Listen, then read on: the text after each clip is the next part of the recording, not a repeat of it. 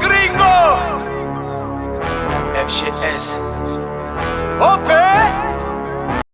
Yo, salut mes humains, c'est OP, j'espère que vous allez bien, bienvenue sur ma chaîne YouTube, content de vous retrouver pour cette petite vidéo actualité Mercato Paris Saint-Germain, mais avant toute chose, on s'abonne à la chaîne si ce n'est toujours pas fait, la petite clochette à côté, on clique dessus pour les notifications, le référencement, et on est karaté. On n'est pas carré, on est karaté frérot, t'as capté? Ninja Kids, pour ceux qui ont la référence. Bref, les gars, on va revenir sur le sujet d'hier soir, hein, forcément. Neymar vs Mbappé, parce qu'on a appris beaucoup de choses entre-temps. Il y a beaucoup de choses qui sont sorties. Et moi, il y a des trucs qui me plaisent pas. Alors, c'est pas de l'acharnement, hein, il y a pas de... on n'est pas là-dedans, les gars. Hein, on est des bonhommes. Tranquille. On n'est pas dans l'acharnement, vraiment pas. Mais à un moment donné, tu sais, quand t'aimes quelque chose de tout ton cœur, moi, j'aime le PSG de tout mon cœur. Et ben forcément, quand t'égratines un petit peu le Paris Saint-Germain de par ton comportement, de par ce que tu peux dire, etc. et tout, bah moi, ça me touche, frérot. Et forcément, je prends la défense de mon club. Tu peux être qui tu veux, tu peux être le plus grand joueur du monde, ce que tu veux. Quand t'égratines mon club, c'est la bagarre, frérot. C'est comme ça. Bref, on va rentrer dans le mercato, les amis. Le mercato.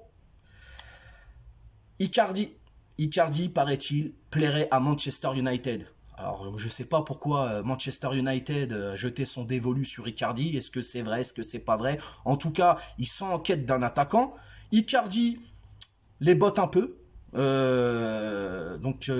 En tout cas, on sait pas combien ça coûte, on sait pas combien il coûte, on sait pas, il n'y a pas d'indemnité de transfert pour l'instant, il n'y a aucun chiffre qui a fuité ou quoi que ce soit. C'est juste un intéressement, voilà, ils sont intéressés par lui. On verra bien ce que ça donne. Maintenant, Icardi à Manchester United, moi, avec 2-3 copains, on peut l'accompagner si vous voulez. Hein, on va à Calais, on prend le ferry et puis on le dépose devant Old Trafford. Il n'y a aucun souci. Hein, Manchester United, si vous pouvez pousser un petit peu, là, ça serait bien pour nous le récupérer. Sinon, on va parler de Paredes, les gars. Paredes, hein, bah, normalement, je vous l'avais dit, hein, lui, il va prendre la direction de la Juve. Alors maintenant, on parle plus d'un transfert, on parle d'un prêt. Moi, ça me chagrine un peu, tu vois, parce que il nous faut des ronds, faut qu'on rentre des sous. Faut aussi, n'oubliez pas qu'on doit encore acheter un attaquant, un milieu et un défenseur, ça coûte de l'argent. Donc si on fait des prêts, alors oui, on libère une masse salariale, mais c'est compliqué. Donc Paredes en prêt, moi, c'est le petit bémol que j'ai envie de pointer comme ça, là, mais bon, hein, c'est mieux que rien, on va dire ça comme ça. Et on va parler de Thilo Kehrer. Oh Thilo, ciao. Oh Thilo, ciao, ciao, ciao. Là, là, je me laisse emporter, frérot. Thilo Kehrer, normalement, en tout cas, la presse anglaise, la presse française est unanime, les gars. Il passe sa visite médicale cet après-midi. Il va s'engager avec West Ham. On parle à peu près en chiffres 19 millions d'euros. C'est plutôt pas mal. Donc Thilo Kehrer sera un Hammers pour la saison prochaine.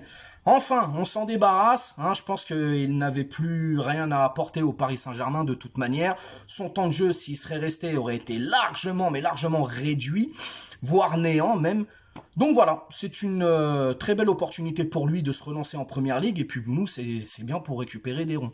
Donc voilà les amis, c'est un peu... Il y a Dinaï Bimbe aussi, hein, qui devrait normalement s'engager du côté de Francfort. Alors lui, je crois, c'était aux alentours de 6 millions d'euros à peu près. On va rentrer dans le vif du sujet, les gars. Ça y est, on rentre dans le vif du sujet.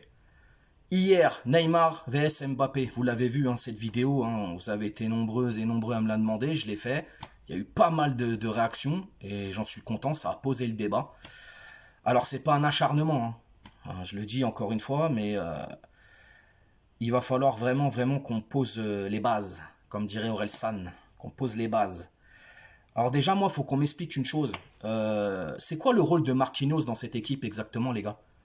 Parce que moi, Marquinhos, hein, je suis son premier défenseur, il n'y a pas de problème. Mais là, j'aimerais savoir, qu'est-ce qu'il fout dans ce rôle de capitaine en ce moment, Marquinhos? C'est quoi son rôle à proprement dit?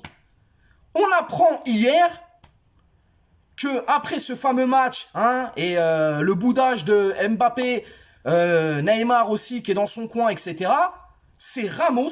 Hein, Sergio Ramos, qui est là depuis 1 an, qui a pris ses coronets et qui est parti parler aux deux. Mais qu'est-ce qu'il fait le capitaine? Hein, parce que à part venir devant la caméra et dire champion mon frère, c'est ton rôle ça, frérot. Marquis, c'est ton putain de rôle ça, gros. C'est ton putain de rôle. Je comprends pas. Comment ça se fait que c'est Ramos qui réagit ainsi? Alors que ça doit être toi qui dois faire le lion. C'est toi le médiateur de cette équipe. Quand il y a un truc qui va pas, tu dois être le premier à aller justement prendre tel joueur, et on parle, on discute. T'es le putain de capitaine du Paris Saint-Germain, mon pote. Et là, je suis désolé, mais je suis en train de constater, et beaucoup de gens le constatent aussi, que t'es pas fait pour avoir le brassard, mon pote. Parce que ouais, t'es un capitaine de cœur, y a pas de problème. Mais t'es pas un capitaine de terrain, mon pote. Je suis désolé, Marquis, avec tout l'amour que j'ai pour toi, et tu sais très bien, les gens le savent, je suis quelqu'un d'objectif.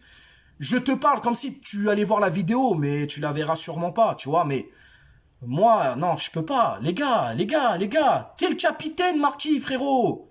C'est toi qui dois prendre ce rôle à cœur. C'est toi qui aurais dû aller voir les joueurs. Alors, je sais très bien pourquoi tu n'as pas fait ce genre de choses. Parce que c'est Neymar. Neymar, c'est ton copain, c'est la Seleção.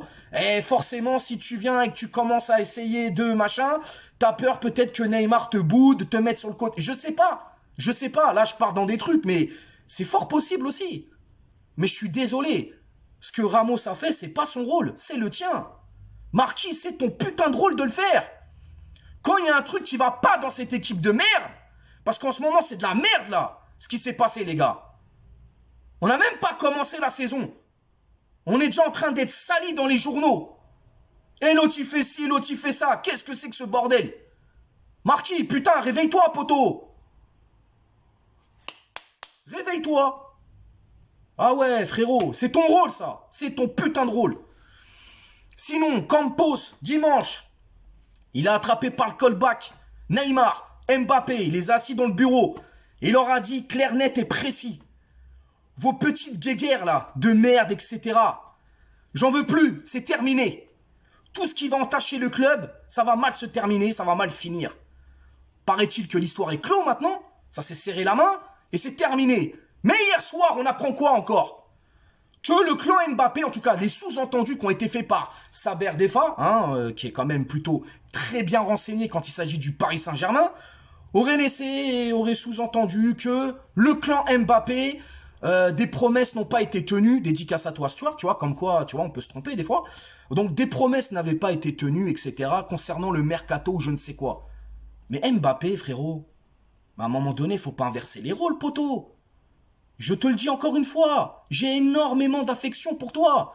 Mais t'es un putain de joueur de football, ma gueule. T'es pas président du PSG, t'es pas directeur sportif, t'es pas conseiller sportif, t'es pas coach, t'es même pas dans le staff médical, frérot. T'es un joueur de foot. Alors oui, t'es la tête du projet, tu touches des millions d'euros. Si ça se trouve, le PSG, parce qu'on sait même pas la teneur de ton nouveau contrat, on ne sait pas les chiffres, y a rien qu'à fuiter. Si ça se trouve, ils t'ont plâtré pendant 10 générations, ils t'ont payé 1 milliard d'euros ou je ne sais quoi, et tu te permets de dire, ouais, des promesses, des machins. Mon pote, faut arrêter au bout d'un moment. Tout ce que le Paris Saint-Germain fait, t'étais forcément au courant. Quoi, tu voulais Zidane? C'est de la faute du club si Zidane, il vient pas? C'est quoi? Il faut que le club se beurre l'arrêt? C'est ça? Il faut qu'on se mette à genoux pour toi, frérot? T'es le prince? C'est ça? Ne te mets pas au-dessus du club, Kylian. Ne fais surtout pas ça. Parce que tu vas te mettre les supporters à dos, poteau, là, avec ton comportement. Je te le dis. Et à chaque ballon que tu vas toucher, la bronca au stade. La bronca, mon pote. Il faut vite te remettre les idées en place, là. Vite. Oui, l'équipe, elle tourne bien sans toi. Oui, tu t'en es rendu compte. Mais c'est pas grave. Quand tu rentres, baisse tout, frère. Nique tout. Montre que t'as ta place ici. Montre que c'est toi. Mais essayez de faire courir des rumeurs, des machins, ou je sais pas quoi. T'es pas content, le mercato, les promesses. Quelles promesses? Qu'est-ce qu'ils t'ont promis, le PSG? Poto, on te retient pas, mon pote. On te retient pas. On t'aime, y a pas de problème, mais on te retient pas. Si tu ne te sens pas bien, là, cette saison au PSG, si tu n'es pas bien ou quoi que ce soit... Frérot, tu sais ce qu'il te reste à faire. Va voir la direction, dis-leur que t'es pas bien, demande ton départ, mon pote. Moi, personnellement, je veux pas que tu partes.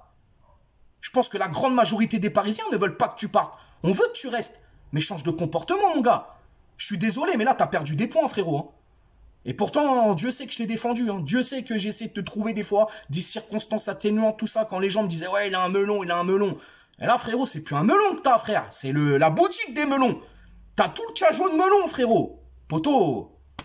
Poto, Kylian, ressaisis-toi, mon pote. Sérieusement, ressaisis-toi. Hein? Et toutes les personnes là qui font fuiter des trucs, des machins là, toutes ces taupes de merde là, et tous vous faire enculer là. C'est quoi, vous voulez la peau du PSG ou quoi? On peut pas passer une saison tranquille. C'est pas possible. C'est incroyable dans ce club. Bref, je vais arrêter là. L'histoire, elle est close, c'est terminé. J'espère que contre Lille, le déplacement là, hein, ça va aller, qu'on va avoir quand même du jeu et qu'il va arrêter de faire la gueule sur le terrain et que Neymar aussi va prendre sur lui et voilà. On a envie de voir de la complicité. Je vous demande pas d'aller manger ensemble dehors. Je vous demande juste de jouer ensemble sur le terrain. Arrêtez de faire les gamins, bordel de merde. Putain. Bref, les amis, désolé pour le coup de gueule, mais à un moment donné, il faut lâcher un peu là. Ça fait du bien. Dites-moi ce que vous en pensez. Dites-moi vraiment ce que vous en pensez dans les commentaires. N'hésitez pas à vous abonner, partager, liker. On s'attrape aussi sur Instagram en live. Je vous mets le petit lien ici. Comme d'habitude, tous les soirs, on s'attrape. Et puis, je vous dis à demain pour une nouvelle vidéo. Ciao les gars.